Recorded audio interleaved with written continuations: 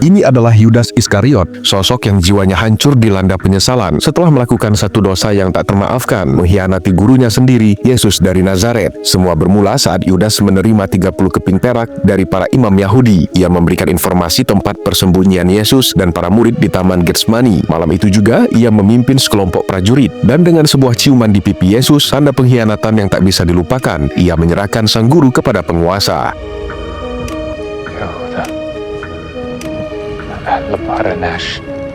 Dari kejauhan, Yudas menyaksikan semuanya, dan sejak pengkhianatan itu, ia merasa bayang-bayang kegelapan selalu mengikutinya. Yesus diadili di hadapan para Sanhedrin atau Dewan Imam Yahudi. Yudas terus membuntuti dari kejauhan. Setiap hinaan, tuduhan, dan siksaan yang diterima Yesus seolah menghantam batinnya sendiri. Penyesalan menggerogoti hatinya, jiwanya mulai terguncang. Ia tak sanggup lagi menyaksikan penderitaan itu. Ia kemudian lari, mencoba menjauh, tapi rasa bersalah terus memburu. Sementara itu di tengah keramaian, Petrus, salah satu murid terdekat Yesus, juga menyaksikan peristiwa itu. Ketika orang-orang mengenalinya, Petrus menyangkal bahwa ia mengenal Yesus sekali, 2 kali, hingga 3 kali. Dan tiba-tiba ia teringat nubuat Yesus bahwa sebelum ayam berkokok, Petrus akan menyangkalnya sebanyak 3 kali. Nubuat itu kini menjadi kenyataan. Hatinya hancur. Petrus bertemu dengan Maria, ibunda Yesus, serta Maria Magdalena dan Yohanes. Di hadapan mereka, ia tak sanggup berkata apa-apa. Beban pengkhianatan itu terlalu berat. Sementara Yudas kini benar-benar tersesat. Ia kembali menemui para imam dan melemparkan kembali uang perak itu. "Aku telah berdosa karena menyerahkan darah orang tak bersalah," katanya. Tapi para imam menolak bertanggung jawab. Penolakan itu makin menghancurkan dirinya.